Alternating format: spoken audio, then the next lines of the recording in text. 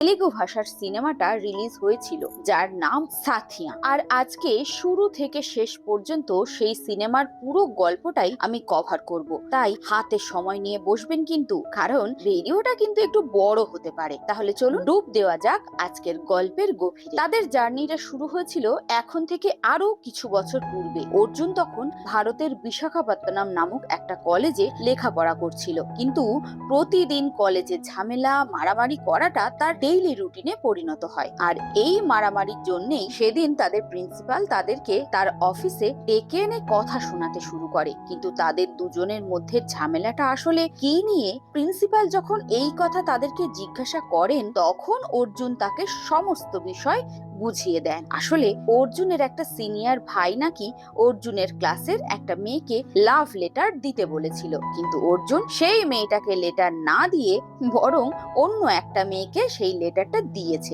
যার কারণে কিভাবে যেন তার সেই সিনিয়র ভাইটার সাথে অন্য মেয়েটারই প্রেম হয়ে যায়। আর ওই মেয়েটাই নাকি তার এই ক্লাসমেটকে খুবই পছন্দ করত। আর অর্জুনের কারণে যেহেতু ওই মেয়েটার সাথে অন্য একটা ছেলের প্যাচ আপ হয়ে গিয়েছে, তাই এই মোটুর সাথে তার এখন ঝামেলা চলছে। কিন্তু এই সিম্পল বিষয়টা অর্জুন তার প্রিন্সিপালকে এমন ঘুরপ্যাচ ভাবে বোঝায় যে তার প্রিন্সিপালের মাথা নষ্ট হয়ে যায়। আর ঠিক তখনই একটা মেয়ে প্রিন্সিপালের অফিসে আসে, যে মেয়েটাকে দেখে অর্জুন তার চোখ সরাতে পারে না। হ্যাঁ, মেয়েটা অন্য কেউ নয়, এটাই ছিল তাদের প্রথম দেখা। আর প্রথম দেখাতেই প্রত্যেকটা রোমান্টিক ফিল্মের মতোই অর্জুনও কীর্তিকে তার মন দিয়ে ফেলে। আসলে কীর্তি খুবই ভালো স্টুডেন্ট হলেও সে রেগুলার তার ক্লাস অ্যাটেন্ড করে না। তাই প্রিন্সিপাল এই জন্য তাকে কিছু কথা শোনাতে ডেকেছিল। কেন সে রেগুলার ক্লাস করে না, কি সমস্যা তার। ঠিক তখনই প্রিন্সিপালের মোবাইলে একটা কল চলে আসে, আর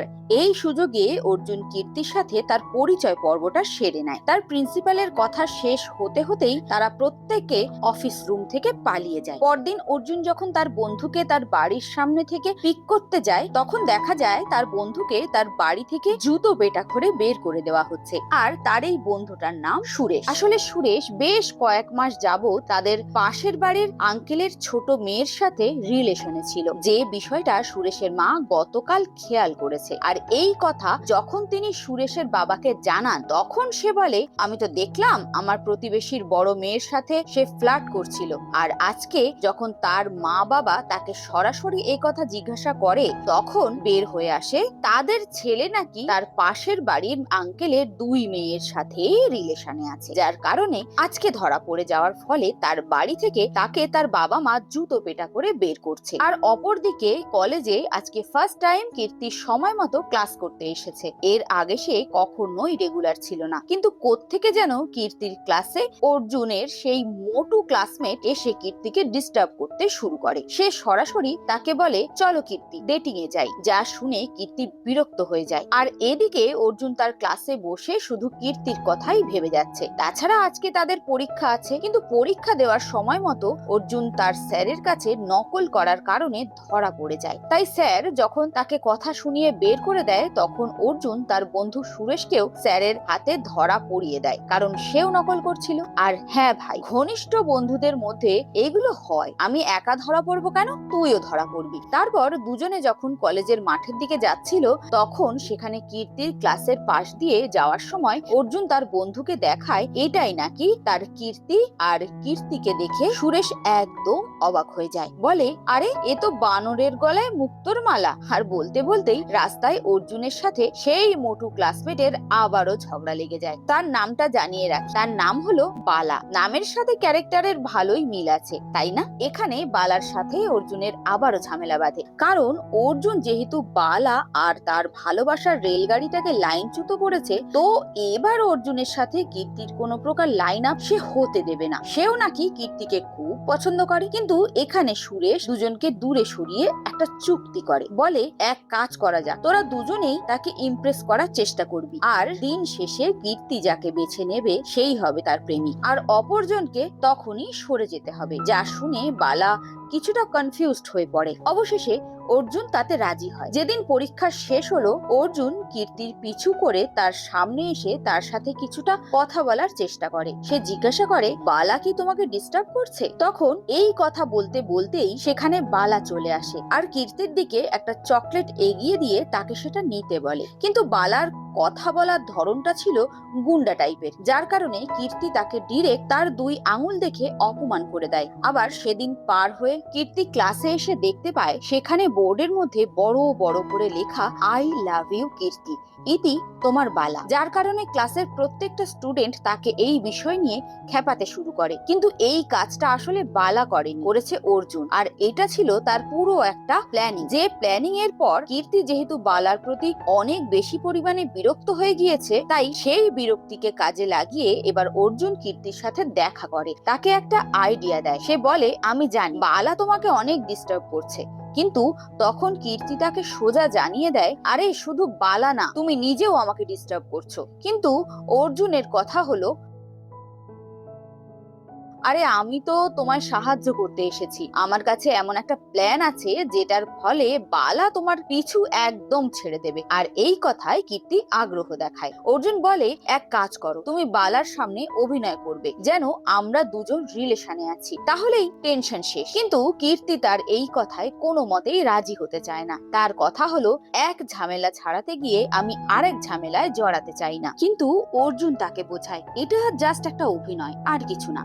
তাই কীর্তি তার কথায় রাজি হয়। সেদিন অর্জুন বালাকে ডাক দিয়ে তার সামনেই কীর্তিকে কাছে টেনে নেয় আর কাঁধে হাত দিয়ে বলে, ওরে বেটা, এখন থেকে ওর পিছু করে আর লাভ নেই, কীর্তি এখন আমার, আমরা রিলেশনে আছি রে। আর এই সকল কথায় কীর্তি খুব সুন্দর অভিনয় করতে শুরু করে। কিন্তু আজকে তার এই অভিনয়টা অভিনয় মনে হচ্ছে না, মনে হচ্ছে যেন তার ভালোই লাগছে। যাই হোক, বালা এই কথা শুনে দুজনকে ধাওয়া করতে শুরু করে। তাই অর্জুন কীর্তিকে নিয়ে দোতলায় একটা রুমে দরজার পিছনে লুকিয়ে পড়ে। আর ওখানে বালা তাদেরকে খুঁজতে খুঁজতে চলে আসে। কিন্তু বালার একটা বন্ধু বলে, আরে বাদ দে, এখন ওরা তো রিলেশনে চলেই গিয়েছে, কীর্তিকে তুই ভুলে যা। শুনে দরজার পাশে কীর্তিও অবাক হয়। আর এই সুযোগে অর্জুনও নিজের অজান্তেই কীর্তির কিছুটা কাছাকাছি চলে আসে, যাতে করে কীর্তি তাকে এক চড় মেরে সরিয়ে দেয়। তবে হ্যাঁ, এটা বোঝা গেল যে এই ঘটনার মাধ্যমে এরপর থেকে তাদের মধ্যে একটা ভালোই বন্ধুত্ব তৈরি হয়েছে, কারণ মাঝখানে তাদের দুজনের মধ্যে মধ্যে বেশ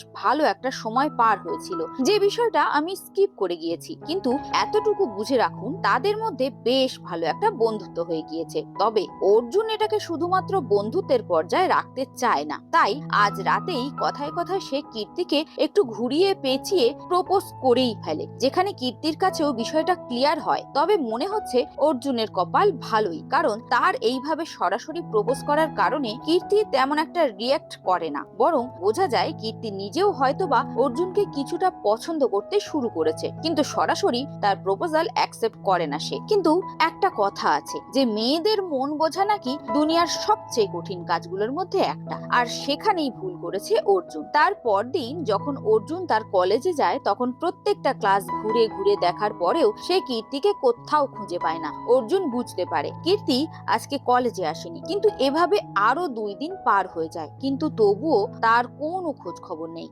অর্জুন প্রতিদিনই কীর্তির নম্বরে বারবার কল করেছে, মেসেজ করেছে, কিন্তু একবারও তার নম্বরে কল ঢোকেনি, আর একটা মেসেজেরও রিপ্লাই আসেনি। তারপর থেকেই অর্জুনের মাথাটা যেন নষ্টই হয়ে যায়। তার মনে হতে শুরু করে যে সে কি ভুল করে ফেললো, এত তাড়াতাড়ি হয়তোবা তাকে এই কথাগুলো জানানো উচিত হয়নি। সে কীর্তির বাড়িতেও যায়, কিন্তু সেখানেও বাড়িতে তালা দেওয়া, আর সেখানে নতুন ভাড়াটিয়ার জন্য টু লেট লাগানো আছে, যার কারণে অর্জুন একদম কয়েকদিনের মধ্যেই বলা যায় ডিপ্রেশনে চলে যায়। কিন্তু কথায় আছে, বন্ধুই পারে বন্ধুর সকল ঝামেলা, ভালো খারাপ যাই হোক না কেন, একটা সাজেশন দিতে। সেদিন সুরেশ অর্জুনকে অনেক বোঝায়, আর রাতে দুজনে এই বিষয়টা একদম ভুলে যাওয়ার জন্য একটু রঙিন জল খায়। তবে এটা শুধুমাত্র অর্জুনের মধ্যেই সীমাবদ্ধ থাকে না, তার বাড়িতে তার মা এই বিষয়টা নিয়ে সবচেয়ে বেশি কষ্ট পাচ্ছে, কারণ এই নিয়ে আজকে একটা সপ্তাহ পার হয়ে গেলেও অর্জুন তার ঘর থেকে কিছুতেই বের হয় না। সে তার বন্ধুদের সাথে দেখা করাটাও বাদ দিয়ে দিয়েছে,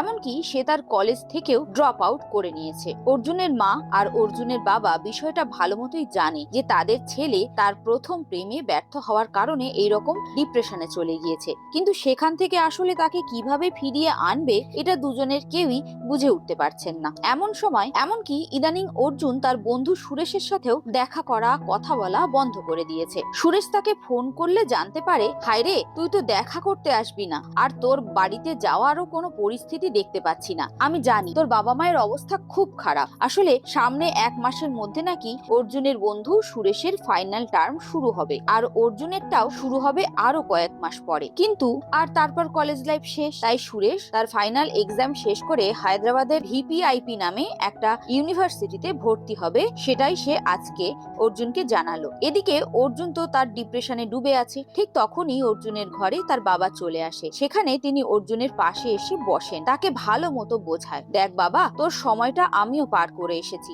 আমি জানি প্রথম প্রেমের ব্যর্থতা কতটা কষ্ট দেয়, কিন্তু মনে রাখিস 99% ছেলের ক্ষেত্রেই প্রথম প্রেম ব্যর্থ হয়। তাই এটা নিয়ে এভাবে ডুবে থাকিস না। তিনি এই বলে ছেলেকে কিছু টাকা দিয়ে বলে, নিজেকে ফ্রেশ করে আয়, যা কোনো জায়গা থেকে ঘুরে চলে আয়, আর যখন নিজেকে হালকা মনে হবে তখন ফিরে আসিস। এই বলে টাকাগুলো ওখানে রেখে তিনি চলে যান, আর সেখান থেকেই দৃশ্য সোজা 4 মাস সামনে চলে যায়। বর্তমানে অর্জুন তার লাইফে কিছুটা স্বাভাবিক হতে শিখেছে। সে বর্তমানে তার বাবার গ্যারেজ দেখাশোনা করে, আর কীর্তির বিষয়টা মোটামুটি সে ভুলে যেতে শুরু করেছে। কিন্তু ওই দিন তার জন্য আবার নতুন করে অপেক্ষা করছিল।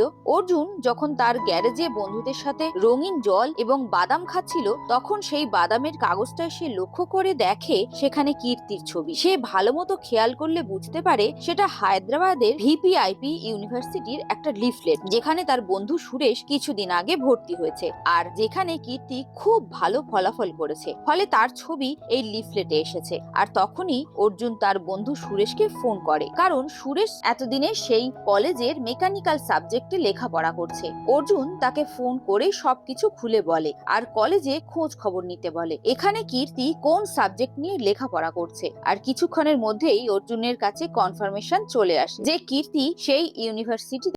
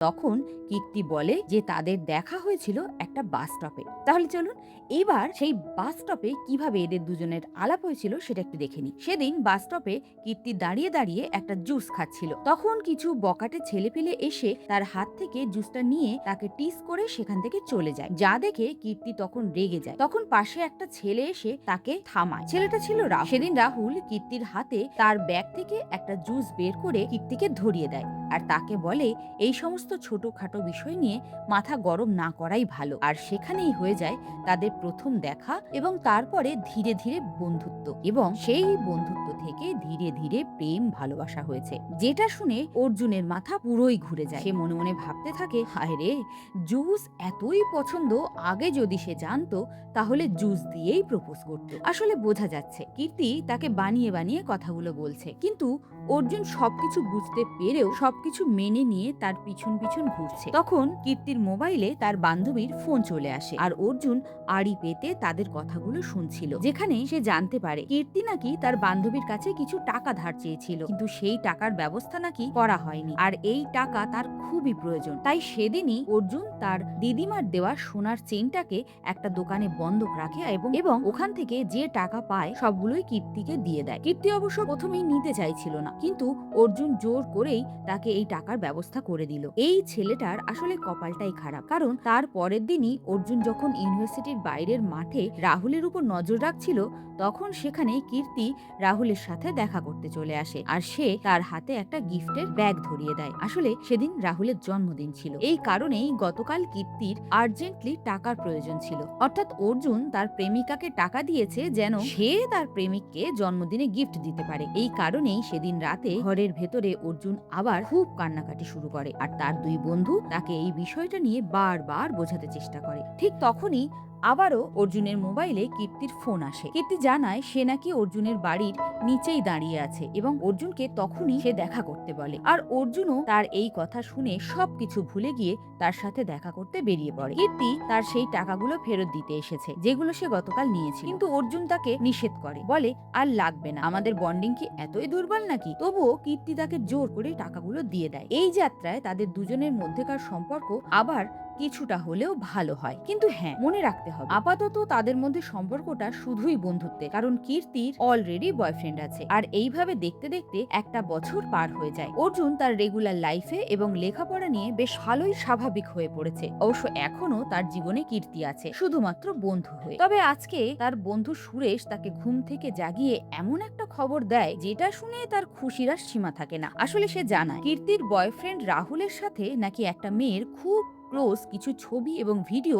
ইউনিভার্সিটিতে ছড়িয়ে পড়েছে, আর এই কারণেই খুব সম্ভবত কীর্তি তার সাথে আর রিলেশন রাখবে না। ঠিক তাই হয়, অর্জুন ইউনিভার্সিটি গিয়ে দেখতে পায় কীর্তি সবার সামনে রাহুলকে ব্রেকআপ করে দিল, আর এই সুযোগটা কোনোভাবেই হাতছাড়া হতে দেওয়া যাবে না। তাই অর্জুন সেদিনই কীর্তিকে পার্সোনালি ফোন করে খুব সুন্দরভাবে বোঝাতে শুরু করে আর তার কষ্টের সাথী হওয়ারও চেষ্টা করে। কীর্তি বলে তার নাকি অনেক সময় পেট ব্যথা করছে, কারণ আজ তার খাওয়াই হয়নি। সেই জন্য অর্জুন বাড়ি ফিরে একদম ফুল চিল্ড মুডে খাবার রান্না করতে শুরু করে, যা দেখে তার বন্ধুরাও বেশ হিংসা করছিল, কারণ এখন বিষয়টা বেশ বাড়াবাড়ি হয়ে যাচ্ছে। যে মেয়েটা তাকে সারাটা বছর ধরে নাকে দড়ি দিয়ে ঘোরালো, সেই মেয়েটার পেছনে এত পাগল কিভাবে হতে পারে অর্জুন? তাদের কোনো কথা না শুনে সোজা খাবার নিয়ে অর্জুন চলে যায় কীর্তির ফ্ল্যাটে, কিন্তু সেখানে দরজা খুলে সে দেখতে পায় অলরেডি সেখানে রাহুল এসে বসে আছে। সে নিজের হাতে কীর্তিকে খাইয়ে দিচ্ছে, যেটা দেখে অর্জুন একদম সিরিয়াসলি ভীষণ কষ্ট পায়। যে আশা নিয়ে সে এসেছিল সেই আশা তার এক নিমেষের মধ্যে ভেঙে চুরমার হয়ে যায়। তার একটা স্বপ্ন ছিল যার জন্য সে নিজের বাড়ি ছেড়েছে, সারাটা বছর এত মনোযোগ দিয়ে পড়াশুনো করেছে, নিজের লাইফটা সেটেল করার জন্য। অবশেষে ওই মেয়েটা তার হলো না। আর হ্যাঁ, এই জন্যেই প্রথমেই বলেছিলাম প্রেমের অনুভূতিটা সবার জন্য সুখকর হয় না, কিন্তু তারপরে অর্জুনের কীর্তিকে ভুলে যাওয়া ছাড়া আর কোনো উপায় ছিল না। প্রায় 3টে বছর পার হয়ে যায়, আর 3 বছরের মধ্যে মাঝখানের 2 বছর অর্জুন লেখাপড়ায় বড় একটা গ্যাপ দিয়েছিল, যার কারণে বর্তমানে গত ১ বছর যাবৎ বিভিন্ন কোম্পানিতে চাকরির জন্য দৌড়াদৌড়ি করলেও তার রেজাল্ট ভালো থাকা সত্ত্বেও এই ২ বছরের গ্যাপের কারণে কোনো এক্সপেরিয়েন্স না থাকায় অর্জুনকে কোনো কোম্পানি চাকরি দিতে রাজি নয়। আর এইভাবেই একের পর এক কোম্পানি ঘুরে ফিরে সে বড়ই ক্লান্ত হয়ে গিয়েছে। কিন্তু এখনো তার মনে কীর্তি বিশাল একটা জায়গা জুড়ে রয়েছে, যেটা সে অনুভব করে কিন্তু প্রকাশ করে না। সেদিন রাতের বেলা অর্জুন যখন তার বন্ধুদের সাথে একটা ক্লাবে সময় কাটাচ্ছিল,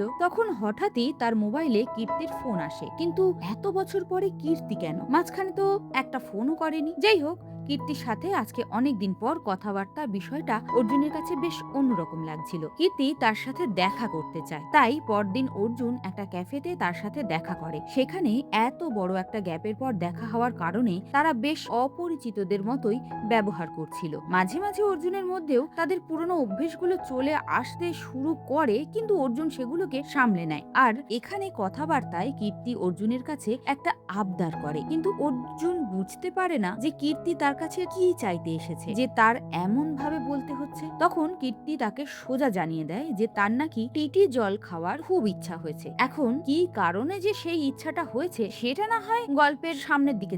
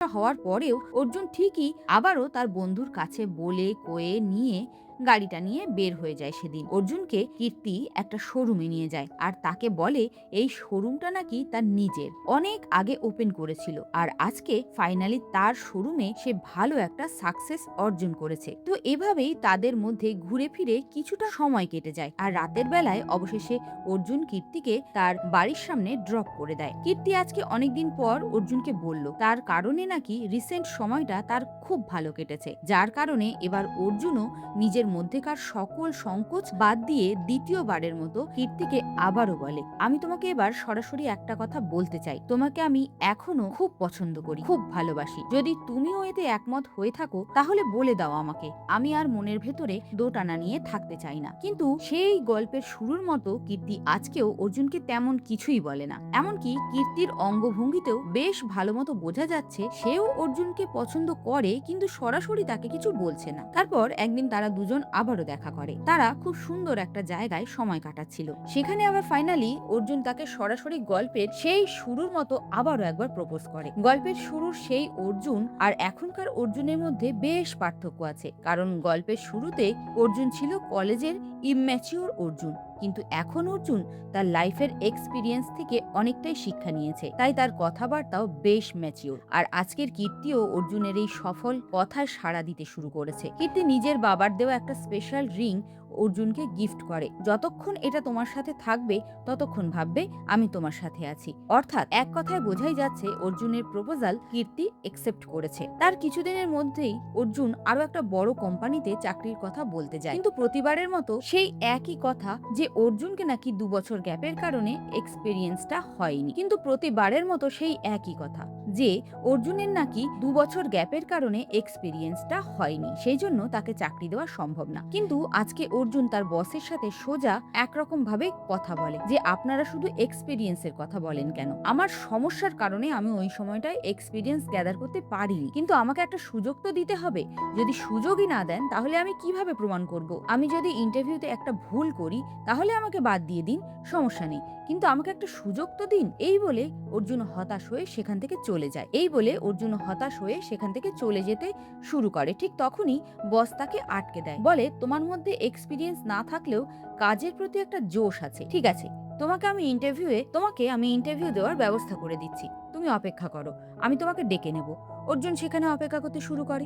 ঠিক তখনই তার মোবাইলে কীর্তির ফোন আসে, কিন্তু অপর পাশে এক অপরিচিত ব্যক্তি কথা বলছে। এই মোবাইলের ওনার নাকি রাস্তায় একটা অ্যাক্সিডেন্টের শিকার হয়েছে আর অর্জুনের সেই হাসপাতালের ঠিকানা দেয়। তাই অর্জুন সেদিনই নিজের ইন্টারভিউ ছুঁড়ে ফেলে সোজা সেই হাসপাতালে চলে যায়। আর তারপর জানতে পারে কীর্তির এমন কোনো বিশেষ সমস্যা হয়নি, বরং আঘাত পেয়েছে মাত্র। কিন্তু এটাই ছিল অর্জুনের কাছে সব থেকে বড় ধাক্কা। সেদিন রাতের বেলা অর্জুন যখন তার বাড়ি ফেরে তখন তার কোম্পানির বস তাকে ফোন করে, আর অর্জুনকে সে যে একটা সুযোগ দিয়েছিল সেই সুযোগটা মিস করার কারণে তাকে সরাসরি ইন্টারভিউ থেকে রিজেক্ট করা হয়, যার কারণে অর্জুন এবার নিজের ধৈর্যটা একদম হারিয়ে ফেলে। পরদিন অর্জুন কীর্তির বাড়ির সামনে গিয়ে তাকে পিক করার জন্য আসে, আর ভেতর থেকে কীর্তি যখন রেডি হচ্ছিল তখনই কীর্তির মা সেখানে এসে কীর্তিকে অর্জুনের সম্পর্কে জিজ্ঞাসা করে আর বলে ছেলেটা কি করে। কীর্তি জানায় সে লেখাপড়া শেষ করে সবেমাত্র চাকরির পিছনে ছুটছে, আর সম্ভবত তার চাকরি হয়েও গিয়েছে। এই খবরই সে দিতে এসেছে আমাকে। এই বিষয়টাই কীর্তির মায়ের তেমন পছন্দ হয় না, কারণ কীর্তি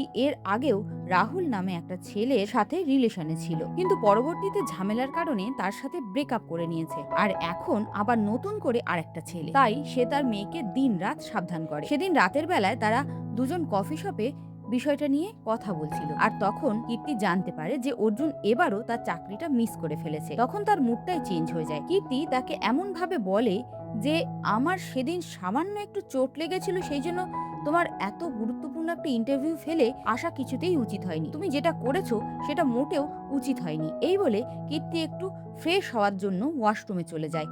আর এদিকে অর্জুনের কাছে তখন তার বন্ধু সুরেশের একটা ফোন চলে আসে। সেখানে অর্জুন সুরেশের কাছে নিজের সমস্ত ফ্রাস্ট্রেশনের কথা শেয়ার করে। যেই কীর্তির জন্য নিজের ইন্টারভিউ ছেড়ে সে গিয়েছিল সেই কীর্তি নাকি তাকে এমন কিছু কথা বলেছে যে মেয়েটার জন্য সে এত কিছু করেছে, সেই মেয়েটার কাছে তার কোনো মূল্যই নেই। সে শুধু চাকরি খোঁজে, সে শুধু নিজের লাইফে সেটেল হতে চায়। এমনকি কথা বলতে বলতে একসময় তাদের পিছনে যে কীর্তি চলে এসেছে আর তার সমস্ত কথা শুনছে সেটা অর্জুন বুঝতেই পারে না। অর্জুন ওই সময়টাতেও তার বন্ধুকে বলছিল আমার মনে হয় সেদিন কীর্তির সাথে দেখা করাটাই আমার ভুল ছিল। আজকে যদি কীর্তি আমার জীবনে না থাকতো তাহলে আমার লাইফে সবকিছু সেটেল হয়ে যেত। আর তখনই পিছন ঘুরে তাকিয়ে দেখতে পায় সেখানে কীর্তি দাঁড়িয়ে আছে। অবশ্যই কীর্তিকে খুবই কষ্ট দেবে, যার কারণে অর্জুনকে কিছু না কিছু বলে সে ওখান থেকে চলে যেতে শুরু করে, কিন্তু অর্জুন তাকে থামিয়ে দেয় আর তার কাছে এই বিষয়টার জন্য বারবার ক্ষমা চাইতে শুরু করে। কিন্তু কীর্তির শুধু একটাই কথা, অর্জুন কিভাবে তার অনুপস্থিতি নিয়ে এমন একটা কথা বলতে পারলো। অর্জুনের মনেও তার জন্য এমনই একটা জায়গা যেখানে আজকে তার সত্যটা বের হয়ে আসলো। আর হ্যাঁ, এতদিন পর্যন্ত আমরা যা দেখলাম কীর্তি যে কবার অর্জুনকে কষ্ট দিয়েছে, কিন্তু পরবর্তীতে অর্জুনের কাছে ফিরে আসলে অর্জুন সবকিছুই ভুলে যেত। আজকে এই সকল কথা শোনার পর অর্জুন কোনোভাবেই আর মেনে নিতে পারছে না, যার কারণে অর্জুন এবার তার মনের সব কথা একদম রাগের মাথায় তার সামনে বলতে শুরু করে। সে বলে সেই কলেজে লাইফে তুমি হঠাৎ করে কোত্থেকে গায়েব হয়ে গেলে, তারপর হাজারো ফোন করেছি, হাজারো খুঁজেছি, কোথাও পাইনি, একটা মেসেজ করনি, একটা ফোন করনি। যখনই নিজেকে সামলে নিলাম তখনই আবার তোমার খোঁজ পেলাম। তোমার জন্যই রাত দিন চিন্তা না করে গাধার মতো লেখাপড়া করেছি আর হায়দ্রাবাদে তোমার ইউনিভার্সিটিতে ভর্তি হয়েছি, কিন্তু এসে দেখলাম তুমি আরেকটা ছেলের সাথে রিলেশনে আছো। দিলে তো আমার জীবনের বড় একটা ধাক্কা। কিন্তু তবুও সবকিছু মেনে নিলাম। আশায় থাকলাম কোনো একদিন হয়তোবা ফিরে পাবো তোমাকে। কিন্তু সেটা আর হলো না। একটা বছর নষ্ট করলাম। কিন্তু তারপর আবারও নিজের জীবনে গুরুত্ব দিলাম। লেগে পড়লাম। আর যখন আমি শেষ মুহূর্তে পৌঁছালাম সাকসেসের, তখনই আবার তুমি আমার জীবনে ফিরে এলে। শুধুমাত্র একটা কল, শুধুমাত্র একটা ফোন কল। ওই একটা ফোন কলের জন্যেই তোমার সাথে আবারও সবকিছুতে জড়িয়ে পড়লাম। আর অবশেষে তুমি কি বললে? আমার যোগ্যতা নেই, আমি চাকরি পাইনি। আমি শুধু তোমার কারণেই চাকরিটা পাইনি। তোমার কারণেই আমার জীবনের এতগুলো বছর আমি নষ্ট করেছি। আমি আজকে তোমার সামনেই সরাসরি বলতে পারব যে সেদিন যদি তোমার ফোনটা না ধরতাম, তাহলে হয়তোবা আজকে আমি সেটেল হয়ে যেতাম। আর এই সকল কথা এবার কীর্তির মনে যেন একটা ঝড় তুলে দিল। তবে অর্জুন এতক্ষণ রাগের মাথায় এসব কথা বলার পর আবার নিজেকে স্বাভাবিক করে। সে যেন পাগলের মতো হয়ে যাচ্ছে। সে কি করে বলে ফেললো এই কথাগুলো? কিন্তু এবার কীর্তি তার কোনো কথা শোনে না। সে বলে, আমার কারণেই তো তোমার জীবন নষ্ট হয়েছে, তাই তো? তাহলে কথা দিলাম তোমার এই জীবনে আর কখনো ফিরে আসবো না। এই বলে সে সেখান থেকে চলে যায়। তাহলে চলুন গল্পের একদম বর্তমানে চলে আসি। গল্পের একদম শুরুতে যেখানে আমরা দেখেছিলাম অর্জুন তার লাইফে মোটামুটি সেটেল হয়েছে, কীর্তিকে সে ভুলেও গিয়েছিল, কিন্তু তার সেই বন্ধু যখন সে সাহায্য করতে মন্দিরে আসে, তখন সেই বিশাল একটা সময় পর আবারও কীর্তির সাথে তার দেখা, যেখানে অবশেষে কীর্তি তাকে নিজের বিয়ের কার্ড ধরিয়ে দেয়। তবে অর্জুন সেখানে কিচ্ছু বলে না। এটাই ছিল গল্পের এখনকার মুহূর্ত। এখন কীর্তির বিয়ে ঠিক হয়ে গিয়েছে সেই রাহুলের সাথে। কিন্তু গল্পে এতক্ষণ যে আপনি দেখলেন, এতক্ষণে আপনার কি মনে হলো? যে কীর্তি এমন একটা স্বার্থপর মেয়ে যে নাকি শুধু নিজের স্বার্থের খোঁজ করতেই রাহুলকে, কখনো অর্জুনকে, আবার কখনো রাহুল, আবার কখনো অর্জুনকে ব্যবহার করেছে। তবে এখানে একটা বিষয় রিভিল করতে হয়, এটা কীর্তির কোনো স্বার্থপরতার গল্প ছিল না, ছিল একটা অপারগতার গল্প। সেই গল্প আজকে সেই মন্দিরে অর্জুনকে দেখার পর, তার নিজের বিয়ের কার্ড দেওয়ার পর সে নিজের মধ্যেকার কথাগুলো চেপে রাখতে পারছে না। বাড়িতে গিয়ে সে নিজের পুরনো একটা স্মৃতি, একটা ডায়েরি খুলে বসে। আর সেখানেই কীর্তি তার জীবনের প্রথম প্রেমের গল্পটা লিখে রেখেছিল। আর সেখানে তার প্রথম প্রেম ছিল অর্জুন। তার গল্পে সেদিন প্রিন্সিপালের রুমে তাদের প্রথম দেখা হয়নি, হয়তোবা অর্জুনের জন্য সেটা প্রথম দেখা ছিল, কিন্তু অর্জুনের সাথে কীর্তির প্রথম দেখাটা হয়েছিল একটা বাস স্টপে। মনে আছে অর্জুন যখন তাকে রাহুলের সাথে দেখা হওয়ার বিষয় নিয়ে জিজ্ঞাসা করছিল, তখন কীর্তি তাকে এটা বানিয়ে বানিয়ে গল্প বলেছিল। কিন্তু এটা কোনো বানানো গল্প ছিল না। সেই বাস স্টপে কীর্তি বাসের জন্য অপেক্ষা করছিল, আর অর্জুন তখন সেখানে দাঁড়িয়েছিল। কিন্তু কীর্তিকে সে খেয়াল করেনি। তখন একটা বাচ্চা মেয়ের হাত থেকে অন্য একটা ছেলে জুস কেড়ে নিয়ে চলে যায়। আর সেখানেই অর্জুন নিজের হাতে থাকা জুসটা বাচ্চাটাকে দিয়ে ঠান্ডা করছিল। আর এই ঘটনার উপর ভিত্তি করেই কীর্তি সেদিন রাহুলের সাথে প্রথম দেখার গল্পটা সাজিয়েছিল। মূলত ওখানেই হয়েছিল অর্জুনের সাথে তার প্রথম দেখা। তারপর কীর্তি অর্জুনের সাথে দেখা করার জন্য অনেক কৌশল করেছিল। বলা যায় অর্জুন কীর্তিকে দেখে প্রথম প্রেমে পড়েনি, বরং কীর্তি অর্জুনকে দেখে প্রথমে প্রেমে পড়েছিল, যেটা সে কখনো প্রকাশ করতে পারেনি। তবে কাকতালীয়ভাবে সেদিন প্রিন্সিপাল রুমে তাদের দেখা হওয়ার পর অর্জুনও যে কীর্তিকে কিছু না কিছু বলাতেই পছন্দ করে ফেলবে, এটা কীর্তি কখনোই বুঝতে পারেনি। তাদের মধ্যেকার সম্পর্ক সবকিছু ভালোই যাচ্ছিল, কিন্তু কীর্তি কখনো অর্জুনকে সরাসরি নিজের মনের কথা বলতে পারেনি, যতক্ষণ পর্যন্ত না অর্জুন নিজে তাকে কিছু বলছে। কিন্তু ফাইনালি অর্জুনের প্রপোজাল পাওয়ার পর যেদিন কীর্তি ভেবেছিল হয়তোবা আরেকটু সময় নেওয়া দরকার, হয়তোবা পরে উত্তর দিলে ভালো হবে, এই জন্য সেদিন সে কিছু বলেনি। কিন্তু সেটা আর হয়ে ওঠেনি, কারণ সেদিন রাতে যখন কীর্তি তার বাড়িতে তার মায়ের সাথে ছিল, তখন হঠাৎ কীর্তির বাবা কোত্থেকে যেন আতঙ্কিত হয়ে বাসায় ফিরে আসে, কোত্থেকে যেন আতঙ্কিত হয়ে বাড়ি ফিরে আসে আর বলে এখনই তাদেরকে এই শহর ছেড়ে চলে যেতে হবে।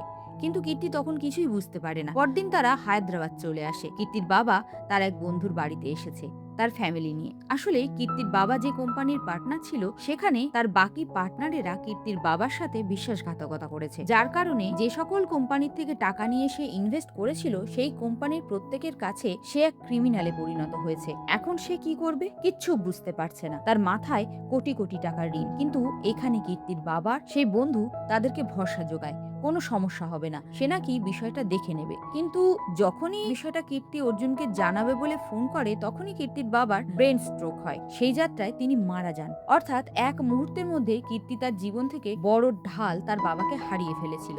এমনকি কীর্তির বাবার কোম্পানি থেকেও তারা কোনো প্রকার কোনো সুবিধা নিতে পারবে না, কারণ তার বাবার সেই কোম্পানিতে কোনো অংশ আর বাকি ছিল না। অর্থাৎ সামান্য সময়ের মধ্যে কীর্তি আর কীর্তির মা পথে বসে গেল। কিন্তু এই সময়টাতে কীর্তির বাবার বন্ধু তাদের পাশে দাঁড়ায়। সেদিন পার হলে কীর্তি আর কীর্তির মা যখন বিষয়টা নিয়ে একটু স্বাভাবিক হয়, তখন তিনি কীর্তির মাকে জানান, চিন্তা করিস না, তোর মেয়ে তো আমারই মেয়ে। আমি ছোট থেকে একটা বিষয় কল্পনা করে রেখেছিলাম, তোর মেয়েকে আমি আমার নিজের ঘরের বউ করব। আর এখন হয়তোবা সেই সময়টা চলে এসেছে। অর্থাৎ ইউনিভার্সিটিতে সেই রাহুল নামের ছেলেটা অন্য কেউ নয়, বরং কীর্তির এই আঙ্কেলের ছেলে ছিল। আর দুঃসময়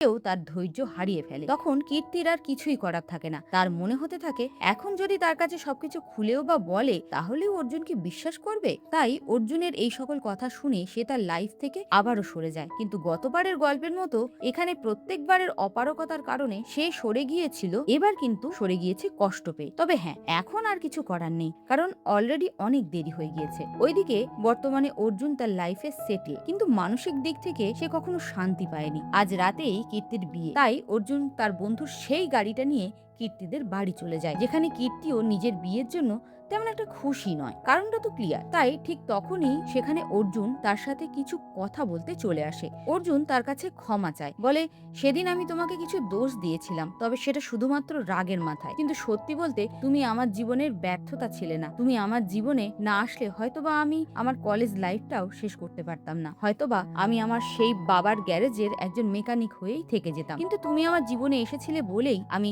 হায়দ্রাবাদে এসেছি, সেটেল হওয়ার চেষ্টা করেছি, মন দিয়ে একটা লক্ষ্য নিয়ে লেখাপড়া করেছি। আমাকে যে করেই হোক সেটেল হতে হবে, সেজন্য তোমাকে ধন্যবাদ। কিন্তু আমি অনেক দেরি করে ফেলেছি, তাই না? তাই ধন্যবাদ জানাতে এসেছি, আর তো কিছু করতে পারবো না। তুমি আমার জীবনের ছিলে, ব্যর্থতা নাও। এই বলে অর্জুন কীর্তির দেওয়া সেই রিংটা, নিজের গলার চেনটা দুটোই তাকে দিয়ে দেয়। কীর্তি কি করবে কিছু বুঝতে পারছে না। তার মধ্যেকার এই সকল কথা কীর্তির মা দাঁড়িয়ে দাঁড়িয়ে বাইরে থেকে শুনছিল। ওদিকে অর্জুন যখন ওখান থেকে বেরিয়ে যাচ্ছিল, তখনই তার মনে সকল স্মৃতি ভেসে উঠতে থাকে, যেগুলো কীর্তির সাথে তৈরি হয়েছিল। অপরদিকে কীর্তির মা কীর্তির সাথে দেখা করতে আসে, তাকে জিজ্ঞাসা করে, এই রিংটা তোর বাবার শেষ স্মৃতি ছিল না? তুই এটা অর্জুনকে দিয়েছিলি? আর এখানেই কীর্তির মায়ের কথায় বোঝা যাচ্ছে, আজকে তাদের দুজনের কথাবার্তায় সে নিজেও বুঝে গিয়েছে যে তাদের মধ্যেকার সম্পর্কটা কতটা গভীর ছিল, যেটা শুধুমাত্র তার কারণেই আলাদা হতে চলেছিল। আর আজকে সে নিজের মেয়েকে বিয়ে দেবে ঠিক আছে, কিন্তু চিরকাল তার মেয়ের কাছে সে মায়ের বদলে ভিলেন হয়ে থেকে যাবে। তাই সে ভিলেন হয়ে থাকতে চায় না। অর্জুনের জন্য কীর্তি এ যাবৎকাল পর্যন্ত কত কিছু করেছে সেটা তার মা দেখেছে। তাই আজকে এই ঘটনার পর সে তার মেয়েকে এই বাধ্যবাধকতার সম্পর্ক গড়তে দিতে পারবে না। আজকে সে নিজেই বলছে চলে যা, এই বিয়ে করতে হবে না। আর অপরদিকে অর্জুন যখন গাড়ি নিয়ে বাড়ি থেকে বের হচ্ছিল, ঠিক তখনই কীর্তির গলার আওয়াজ পেয়ে অর্জুন তার গাড়ি থামিয়ে গাড়ি থেকে বেরিয়ে আসে। অর্জুন দেখে কীর্তি তার বিয়ের সাজেই বাড়ি থেকে তার দিকেই ছুটে আসছে, আর অর্জুনকে সে কিছু না বলেই জড়িয়ে ধরে। আর এখানেই কিছু না বলেই যে অনেক কিছু বলা যায়, অনেক কিছু প্রকাশ করা যায়, যেন তার সকল কথা সে প্রকাশ করে দেয় অর্জুনকে। সবকিছু বুঝতেও পারে অর্জুন, তাকে নিজের কাছে টেনে নেয়। আর হ্যাঁ, এখানেই শেষ হলো আজকের গল্পটা। হয়তোবা সামনে গিয়ে অর্জুনের কাছেও সবকিছু ক্লিয়ার হয়ে যাবে যে এটা কোনো স্বার্থপরতার গল্প ছিল না, বরং কীর্তির জন্য ছিল এটা একটা অপারগতার গল্প, আর অর্জুনের জন্য ছিল এক প্রকৃত প্রাপ্তি। আজকের গল্পটা আপনাদের কেমন লাগলো সেটা কমেন্ট করে জানাতে কিন্তু একদম ভুলবেন না। সেই সাথে সাবস্ক্রাইব করে পাশে থাকবেন। আজকের মতো টাটা।